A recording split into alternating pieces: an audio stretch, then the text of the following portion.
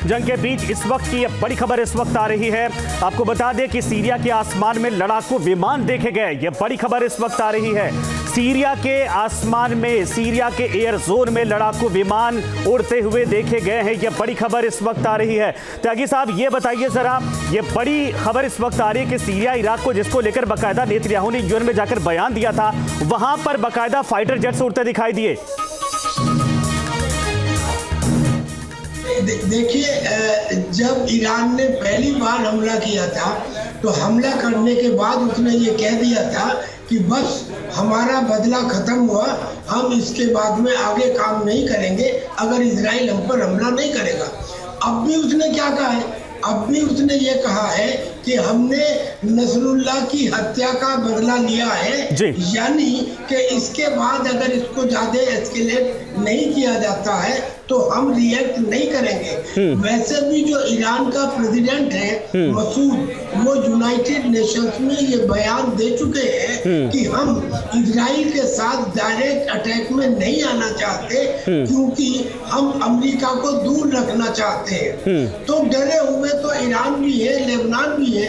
Lebanon ने तो Iran के विमान को लैंड करने से ही मना कर दिया इजराइल के डर से। तो मुझे ऐसा लगता है कि अभी केवल इस हमले की वजह से, हालांकि 400 मिसाइल आप बता रहे हैं, अगर 400 मिसाइल डाली गई है, मगर फिर भी इसके बाद अगर एस्केलेशन इजराइल की तरफ से नहीं होता है तो त्यागी साहब, ये खबर है कि इजराइल भी तैयारी कर रहा है बाकायदा ईरान पर अटैक करने के लिए, और हो सकता है कुछ घंटे के भीतर ये खबर आए।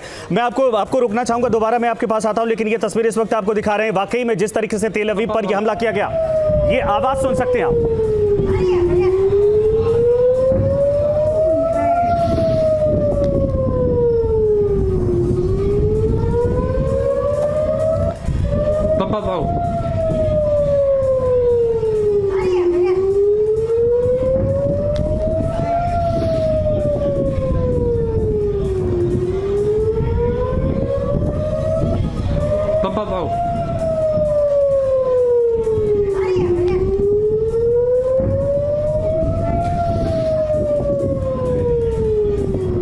राहुल भी हमारे साथ है। राहुल, तेल अवीव पर यह अटैक किया गया है, कहा जा रहा है। अब सोचिए, अगर तेल अवीव तक पहुंच हो जा रही है ईरान की, तो यह साफ तौर पर एक संदेश भी है कि हम जब तक शांत बैठे थे तब तक थे, लेकिन हम चाहें तो इसका बदला ले सकते हैं।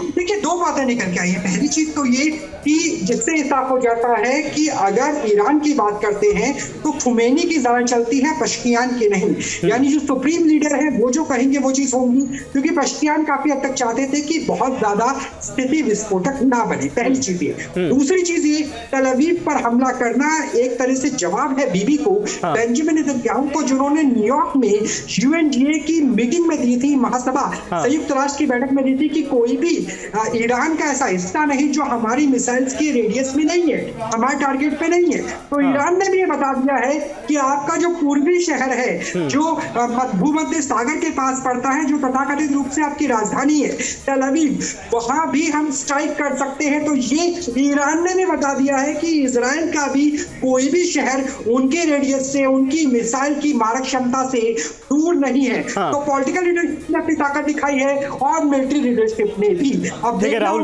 मैं दोबारा न्यूज नेशन अब व्हाट्सएप पर खबरों की ताजा अपडेट के लिए न्यूज नेशन के इस क्यूआर कोड को स्कैन करें।